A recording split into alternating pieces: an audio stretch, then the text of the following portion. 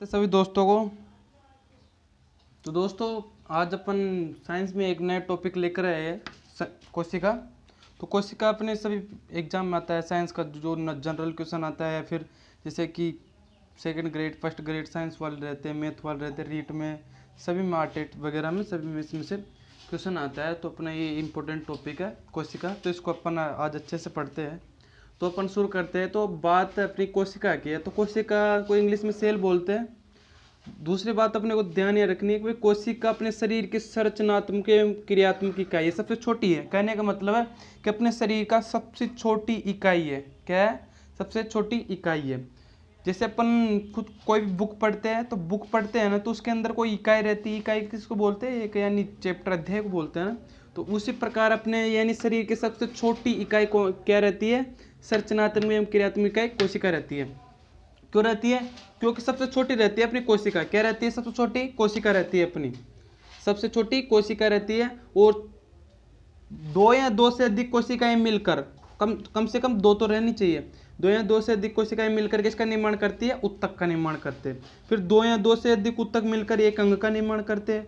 और दो या दो से अधिक अंग मिलकर किसका निर्माण करते हैं? एक बॉडी, एक शरीर का निर्माण करते हैं। अपना शरीर बन रहा है ना, तो उसके अंदर बहुत सारे अंग है। अंग का मतलब जैसे कि श्वसन अंग हो गया, या फिर यकृत हो गया, लिवर हो गया, ये क्या सब है? अंग है ये। और ये बहुत सारे अंग मिलकर इनके कार्य अलग अलग है। तो बहुत सारे अंग मिलकर किसका निर्माण कर रहे हैं? एक शरीर का निर्माण कर रहे हैं। तो अंग का निर्माण होता है तो उसमें बहुत सारे उत्तक रहते हैं, और जब उत्तक का निर्माण होता है तो उसमें बहुत सारी कोशिकाएं रहती है। तो कहने का मतलब है सबसे छोटी इकाई क्या है? अपनी कोशिका रहती है। और इसका ये तो संरचनात्मक है, यानी सबसे छोटी है। और क्रियात्मक का कहने का मतलब कार्य करने, यानी कोशिका का कार्य करने का क्या सिस्टम रहता है? तो कोशिका का कार्य करने का सिस्टम अपने थोड़ा आगे पढ़ेंगे अच्छे से कि भाई कोशिका का कार्य क्या रहता है। वैसे श्वसन में काम आता है, श्वसन की प्रक्रिया होती है, और माइटोकॉन्ड्रिया में ऊर्जा का निर्माण करती है एटीपी के रूप में, है ना। क्रेब्स चक्कर होता है O2 का, वो आगे पढ़ेंगे अपन। अब यहाँ देखते हैं खोजकर्ता के बारे में। भाई कोशिका की खोज किसने की? तो कोशिका की खोज सर्वप्रथम रोबर्ट हुक ने की है। किसने की है? रोबर्ट हुक ने। कब की? 1665 में की है। कब की? 1665 में कोशिका की खोज की है इन्होंने। तो कौन सी कोशिका थी? वो मृत कोशिका थी। कौन सी कोशिका थी? मृत कोशिका। ये ध्यान रखना है, कौन सी कोशिका थी? मृत कोशिका। इन्होंने लुवेनहोक ने भी कोशिका की खोज की है। लुवेनहोक ने भी कोशिका की खोज की है, लेकिन वो कोशिका कैसी थी? जीवित कोशिका। कैसी थी वो? जीवित कोशिका। ये कोशिका कैसी है? मृत कोशिका। रोबर्ट हुक ने मृत कोशिका की खोज की है, और लुवेनहोक ने कौन सी कोशिका की खोज की है? जीवित कोशिका की खोज। रोबर्ट हुक ने सर्वप्रथम बताया था 1665 में, सर्वप्रथम इन्होंने बताया था लकड़ी के अंदर, कास्ट के अंदर देखा था। और जब इसको सूक्ष्मदर्शी से बारीकी से देखा गया तो ये मधुमक्खी के छत्ता रहता है ना, मधुमक्खी का छत्ता उसके समान दिखाई दिया था।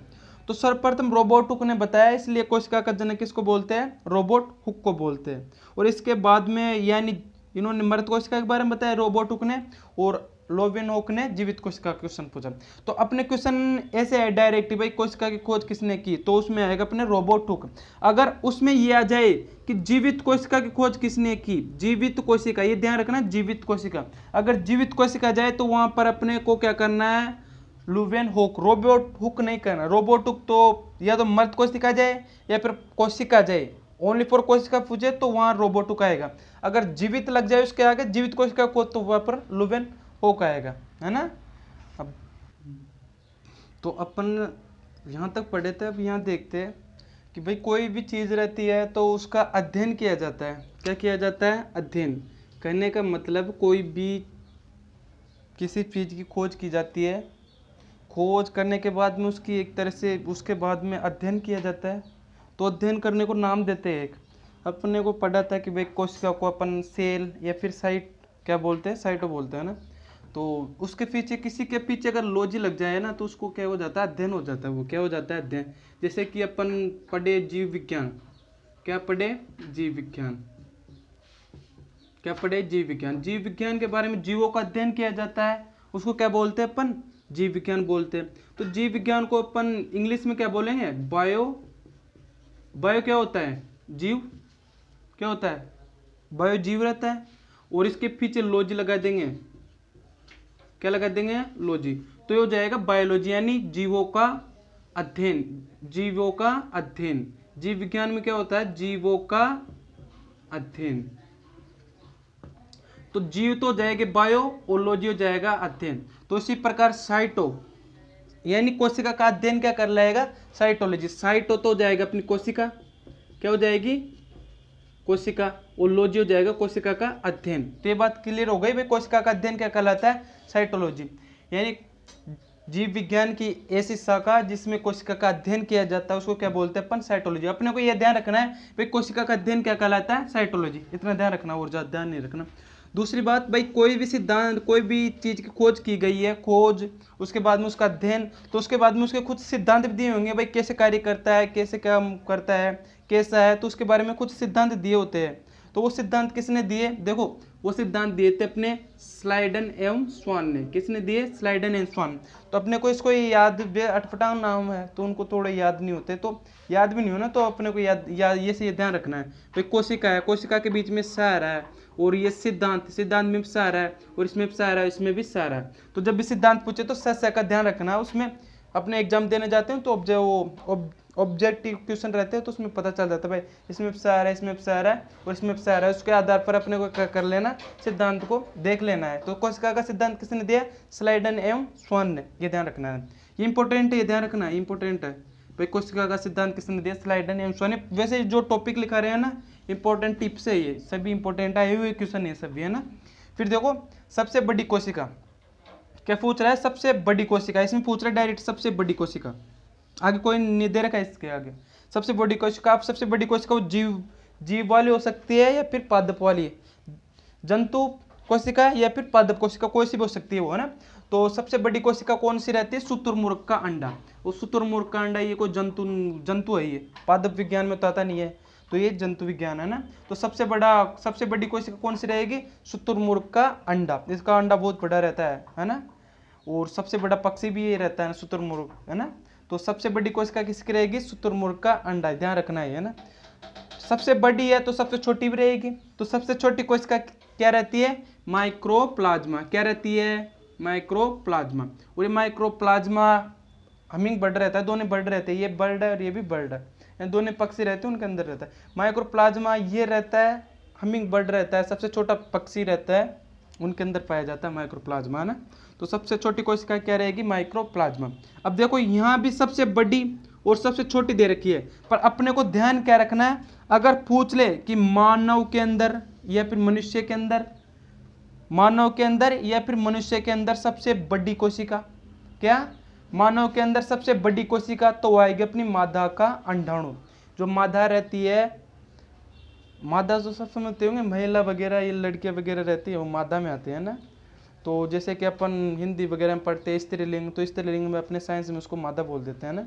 तो मादा का अंडाणु रहता है, वो क्या रहता है, सबसे बड़ी कोशिका रहती है मानव के अंदर, है ना। और सबसे छोटी कोशिका कौन सी रहेगी, जो नर का जो शुक्राणु रहता है ना, वो रहेगा ना। तो ये बात ध्यान रखनी है अपने को ध्यान ये रखनी है। अगर डायरेक्ट पूछे कि सबसे बड़ी कोशिका तो शुतुरमुर्ग का अंडा, और सबसे छोटी कोशिका तो माइक्रोप्लाज्मा। अगर उसके आगे ये दे दे मानव के अंदर, तो फिर उसको ये ध्यान रखना है अपने को भाई, ये रहेगा और ये रहेगा, इसमें ये इंपॉर्टेंट है, और इनमें थोड़ा सा वो देख लेना और इसको थोड़ा वो कर लेना ना। तो इसको यानी अच्छे से समझ में आ गया होगा, अगर आया भी नहीं हो ना तो इसको एक बार और देख लेना वीडियो को, आगे पढ़ते हैं अपन, है ना। तो जैसे कि वो यहाँ तक पढ़ा है, फिर अपने को ये ध्यान रखना है कि भाई कोशिका है, अब इसके कुछ कार्य होंगे, सिद्धांत दे दिए, खोज करता आ गया, अध्ययन आ गया, तो इसका कुछ महत्व तो होगा ना कोशिका का। तो इसका कार्य क्या है कि भाई इसका श्वसन क्रिया में महत्वपूर्ण कार्य रहता है। श्वसन क्रिया होती है अपने, श्वसन क्रिया जैसे फेफड़े में होती है, वहाँ पे होती है, पर जैसे कि वहाँ पर मुख्य रूप से रहती है, यहाँ पर आंशिक रूप से रहती है, यानी यहाँ पर भी होते छोटे छोटे अंगों में। तो श्वसन क्रिया होती है, ऊर्जा का निर्माण करता है, ये क्या करता है, ऊर्जा का निर्माण। ऊर्जा का निर्माण कैसे करता है, माइटोकॉन्ड्रिया। क्या करता है, माइटोकॉन्ड्रिया। माइटोकॉन्ड्रिया के अंदर ऑक्सीजन को लेकर आएंगे अपनी धमनी वगैरह, यानी ब्लड के साथ लेकर आती है, और वो O2 को छोड़ के चली जाती है माइटोकॉन्ड्रिया के अंदर। माइटोकॉन्ड्रिया क्या करता है, उसको पकड़ेगा और पकड़ के क्रेब्स चक्कर करेगा, और क्रेब्स चक्कर से O2 को किस में परिवर्तित कर देगा, ATP में। और ATP क्या रहती है, ऊर्जा। अपने शरीर में ऊर्जा किसके रूप में संचित रहती है, ATP के रूप में। किसके रूप में रहती है, ATP के रूप में। तो ऊर्जा का निर्माण कौन कर रहा है? अपना माइटोकॉन्ड्रिया। कौन कर रहा है? माइटोकॉन्ड्रिया। कोशिका का ही एक अंग ही है माइटोकॉन्ड्रिया। तो ये किसका निर्माण कर रहा है? ऊर्जा का। किसके माध्यम से? क्रेब्स चक्कर के माध्यम से। इंपॉर्टेंट है ये, आरएस में आया हुआ क्वेश्चन है ये, इंपॉर्टेंट है ना। क्रेब्स चक्कर किसके अंदर होता है? माइटोकॉन्ड्रिया के अंदर। और क्या करता है ये? ऑक्सीजन को एटीपी में चेंज कर देता है, ऊर्जा में चेंज कर देता है। और ऊर्जा अपने शरीर में किसके माध्यम से रहती है संचित? एटीपी के रूप में। और एक बात ये और ध्यान रखनी कि भाई 38 एटीपी के अणु मिलकर एक ग्लूकोज अणु का निर्माण करते हैं। 38 एटीपी मिलकर एक ग्लूकोज अणु का निर्माण करती है। ग्लूकोज अणु, ग्लूकोज तो समझते होंगे ना, जैसे कि यानी ग्लूकोज की बोतल चढ़ाते हैं ना अपने हॉस्पिटल में जाते हैं, तो वो ग्लूकोज क्यों चढ़ाते हैं? क्योंकि अपने अंदर एनर्जी की कमी आ जाती है, और एनर्जी क्या रहती है? अपनी एटीपी।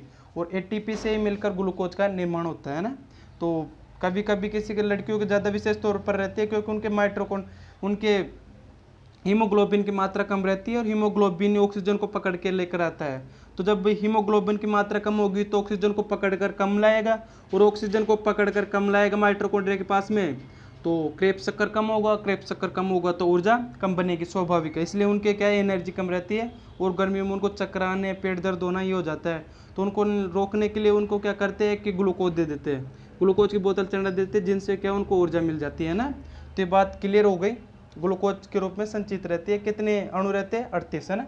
अब देखो इंपॉर्टेंट ये है अपने, है ना, ये क्वेश्चन आए हुए हैं, ये कई बार क्वेश्चन में अधिकतर एग्जाम रहती है, तो सामान्य ज्ञान का रहता है, उसमें ये क्वेश्चन देखने को मिलता है। भाई कोशिका का शक्ति ग्रह किसको कहते हैं? तो वो कहते हैं अपने माइटोकॉन्ड्रिया को। ये अगला चैप्टर जब इसी का दूसरा वो होगा अपना चैप्टर, वो वीडियो, उसमें अच्छे से समझ में आ जाएंगे, पूरे अंगों के बारे में पढ़ेंगे, माइटोकॉन्ड्रिया, लाइसोसोम सब। अभी तो ये देख लेते हैं भाई कोशिका का शक्ति ग्रह किसको बोलते हैं? माइटोकॉन्ड्रिया को। क्यों बोलते हैं? क्योंकि इसके अंदर पूरा ऊर्जा इसी के अंदर बनती है माइटोकॉन्ड्रिया के लिए, इसलिए इसको क्या बोलते हैं? कोशिका का शक्ति ग्रह। दूसरी बात ये ध्यान रखना, कोशिका का शक्ति ग्रह माइटोकॉन्ड्रिया को ना। दूसरी, आत्मघाती थैली। आत्मघाती थैली का मतलब इसके अंदर जो रहता है ना, उसके पास अपचायक रहते हैं, हानिकारक अपचायक, जो पचित एंजाइम रहते हैं, जो सभी को पचा देते हैं, खुद को पचा देते हैं, खुद को नष्ट कर देते हैं, इसलिए इसको क्या बोलते हैं? आत्मघाती थैली। तो आत्मघाती थैली कौन सी है? लाइसोसोम। ध्यान नहीं रखना है कि आत्मघाती थैली लाइसोसोम है। दूसरी बात, अपनी प्रोटीन की फैक्ट्री। प्रोटीन की फैक्ट्री है, प्रोटीन की यानी कुछ भी बोल दो, यानी प्रोटीन की फैक्ट्री बोल दो, जहाँ फैक्ट्री क्या होते हैं? जहाँ पर प्रोटीन का निर्माण होता है। किस चीज़ का निर्माण होता है? तो प्रोटीन की फैक्ट्री। प्रोटीन का निर्माण कहाँ पर होता है? अपना राइबोसोम। किस पे होता है? राइबोसोम। और राइबोसोम कहाँ पर उपस्थित रहता है? अपना अंतःप्रद्रव्य जालिका पे। किस पे रहता है? अंतःप्रद्रव्य जालिका। तो राइबोसोम का निर्माण यानी प्रोटीन का निर्माण कौन करता है? राइबोसोम। और आत्मघाती थैली इसको क्यों बोलते हैं? क्योंकि इसमें पचित एंजाइम रहते हैं, जो एक स्थिति ऐसे आ जाती है कि खुद को पचा देते हैं। ये अंगों के बारे में अपना अगला वीडियो रहेगा, उसमें अच्छे से समझ में आ जाएगा। अभी के लिए ये इंपॉर्टेंट है, तो इनको ध्यान रखना है। आज के लिए ये है ना, ठीक।